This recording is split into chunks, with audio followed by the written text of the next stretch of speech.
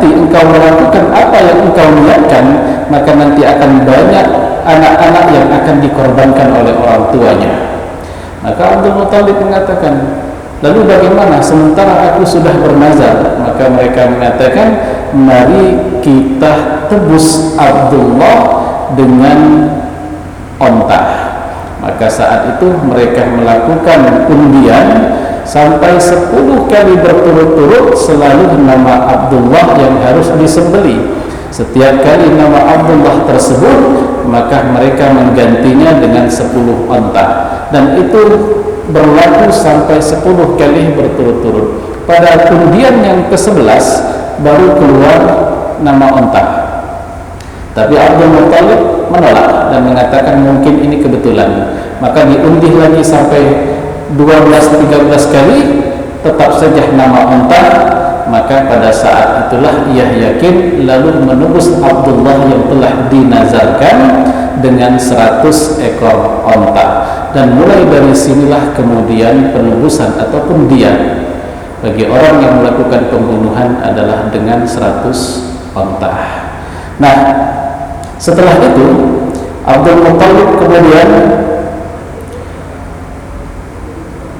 setelah kejadian tersebut dan meyakini bahwasanya anaknya adalah anak yang mulia, maka Abdul Muthalib berusaha untuk kemudian menikahkan anaknya Abdullah dengan wanita yang paling mulia nasabnya, paling cantik parasnya, paling cerdas akalnya, yaitu jatuhlah kepada Aminah bintu Wahb bin Abdul Manaf bin Zuhrah bin Kilab.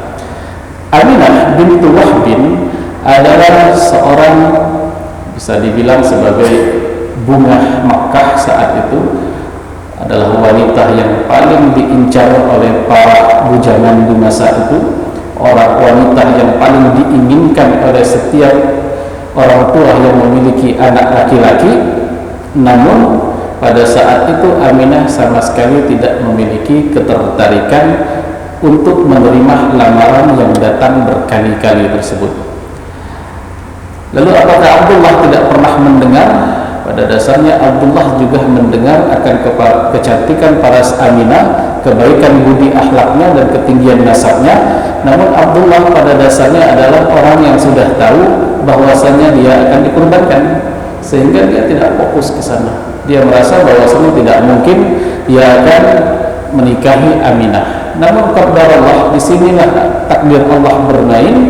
Maka setelah Abdullah diselamatkan, maka datanglah Abdul Muthalib kepada pemuka Bani Zuhrah, yaitu Wahb, bapaknya daripada Aminah, dan ia datang dengan hajat ingin melamar anaknya Aminah untuk anaknya Abdullah. Berkumpullah dua orang yang mulia dari segi kedudukan dan nasab, sehingga kemudian Wahb bin sama sekali tidak memiliki keberatan, dan Aminah sendiri mau menerima lamaran tersebut. Maka kemudian terjadilah pernikahan tersebut, dan kemudian pada saat itu setelah beberapa bulan Aminah lalu mengandung Nabi Muhammad SAW. Pada saat usia kandungan baru memasuki beberapa bulan, saat itu Abdul Muthalib mengajak Abdullah untuk melakukan perniagaan ke kawasan Syam, dan perjalanan tersebut ditempuh. Dan setelah selesai perdagangan tersebut, maka mereka kembali menuju kota Makkah. Namun di tengah perjalanan Abdullah menderita satu penyakit yang cukup parah. Maka pada saat sampai di kota Yathrib, ternyata Abdullah pun wafat tanpa sempat melihat wajah anaknya sendiri. Karena pada saat itu Nabi Muhammad SAW baru berusia antara 6 sampai 7 bulan di dalam kandungan. Maka disampaikan kabar kepada Aminah yang mengabarkan bahwasanya suaminya Abdullah telah dipanggil oleh Allah Subhanahu wa taala.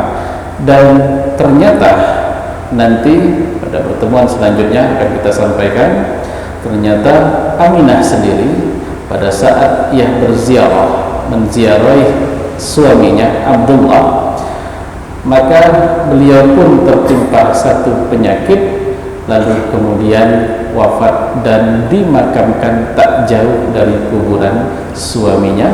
Dan di sini juga ternyata tak jauh dari tempat beliau keduanya dimakamkan.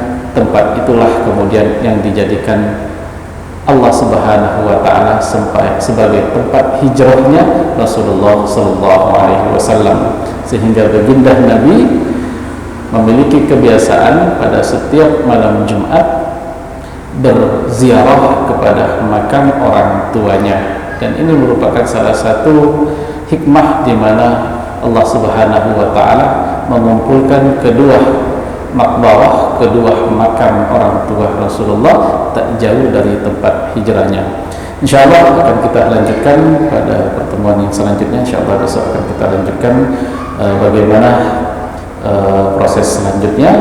Ini saja yang dapat kami sampaikan. Usi nafsi wa iyyakum bittaqwallah wallahu muwaffiq ila aqwamit thoriq. Fastabiqul khairat. Assalamualaikum warahmatullahi wabarakatuh.